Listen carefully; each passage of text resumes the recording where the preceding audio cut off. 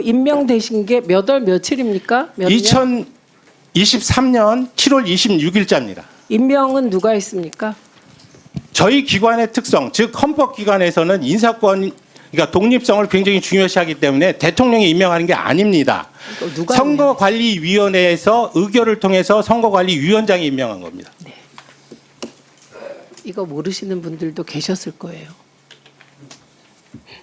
정동영 의원님 질의하십시오.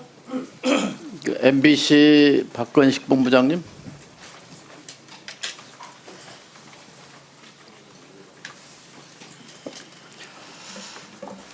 지난 석 달, 그러니까 12월 3일부터 3월 오늘 4일, 5일까지 잔인한 석 달이었다고 생각합니다.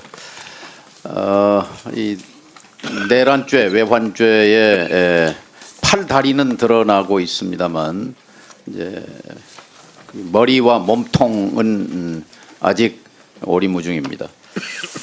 12월 3일 계엄은 실행됐는데 언제부터 시작됐느냐 하는 것이 궁금증의 하나입니다. 그런데 MBC가 그 머리카락의 하나 증거를 밝혀냈습니다.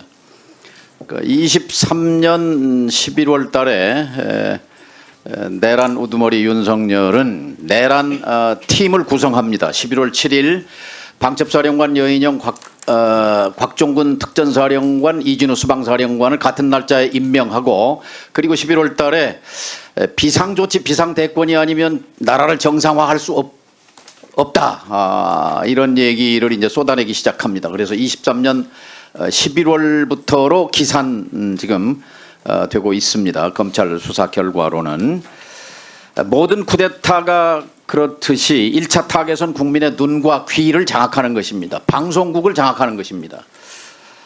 아마 12월 4일 새벽 1시 국회가 계엄 해제 의결에 실패했다면 1차적으로 MBC, KBS, SBS를 계엄군이 장악했을 것입니다. 그를 위해서 예비 정찰을 실시한 증거가 드러났습니다. 24년 2월 달에 수방사 1경비단은 12월 3일 밤 국회를 침탈해서 의원들을 끌어내라고 했던 그 부대입니다. 그 부대의 육군 대위를 팀장으로 해서 5명의 수방사 1경비단 요원들이 MBC를 사전 정찰했습니다. 육하원칙에 의해서 누가 언제 무엇을 어떻게 왜 했는지 좀 소상히 설명해 주시기 바랍니다. 네, 의원님 말씀대로 MBC 찾아오기 전에 먼저 공문을 보냈습니다. 2024년 2월 6일자입니다. 6일자에 수도방위 사령부 제1경비단에서 MBC 시찰을 요청하는 협조 공문을 보냈고요. 이것은 저희들이 사상 처음이기 때문에 매우 의아했습니다. 그전에도 군이 보안시설인 MBC를 찾아온 적이 있습니다. 일반 보병 사단이었고요.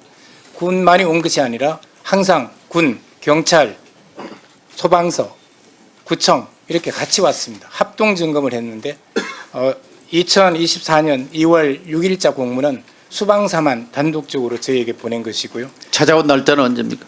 2월 15일입니다. 2024년 2월 15일 수방사 군인 5명이 MBC 본사를 방문했습니다.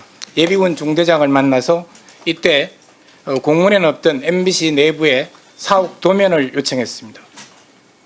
그리고 뉴스데스크 조조 등을 시찰을 했고요. 시찰 이후에 MBC 도면을 달라. 그래서 당시 예비군 중대장이 이 예비군 중대에는 MBC 사옥 도면이 없다.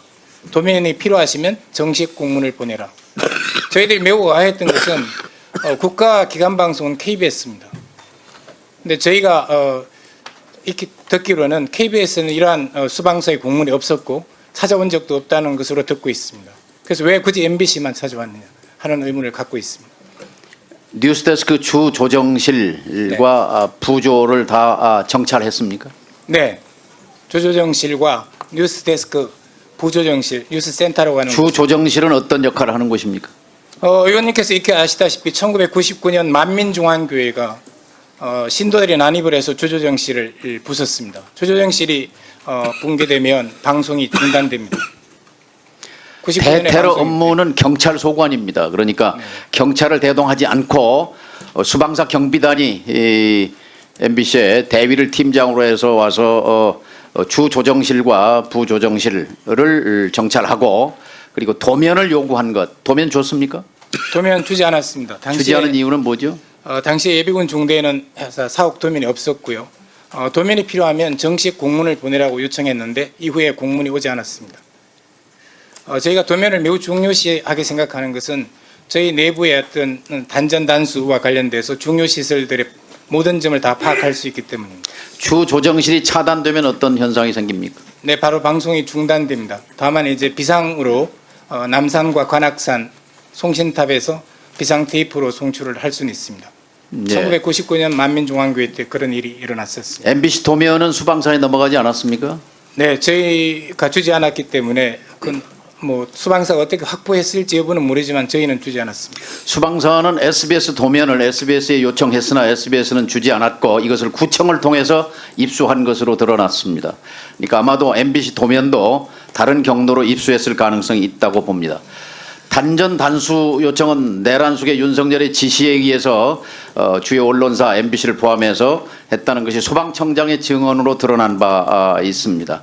단전 단수 설계 도면 확보 그리고 주조정실 장악 계획이 24년 2월에 예행 연습으로 사전 정찰을 통해서 했다는 것은 바로 12월 4일 새벽 계엄령 시행을 위해서 국민의 눈과 귀를 가리기 위해서 방송사를 장악하려고 했던 의도가 드러난 것이다. 사전 연습을 통해서 이렇게 생각합니다. 자, 본부장님 들어가시고요. 이진숙 위원장, 예. 그 자주 영어를 쓰시던데 내란죄를 영어는 뭐죠? 내란죄가? Insurrection, treason입니다. 리벨리언이라고도 하죠. rebellion도 할 수 그거를 있습니다. 한국말로 우리말로 하면 뭐예요? 방금 물어보셨으니까 예, 반란, 내란 그런 뜻입니다. 그렇죠. 반란 내란이죠. 예. 내란은 북한문란입니다. 지금 이준숙 위원장은 여기가 어디죠? 국회 국회죠. 과방위 예. 그렇죠. 헌법에 의해서 설치된 국회입니다. 그리고 국회에 나온 것은 개인 의사로 나온 게 아니라 헌법이 설치한 기관인 국회가 불러서 나온 거죠. 그렇습니다. 예. 그런데 이 헌법이 설치한 기관을 무력화하는 것을 내란이라고 합니다. 그런데 기자들에게 내란죄로 쓰지 말라 한 것은 저는 그렇게 생각지 않습니다. 분명히 제가 언론계 선배로서 12.3 내란은 확정이 되지 않았기 때문에 12.3 계엄이 맞다라는 제 의견을 전달했을 뿐입니다. 이훈기 위원님 질의하십시오.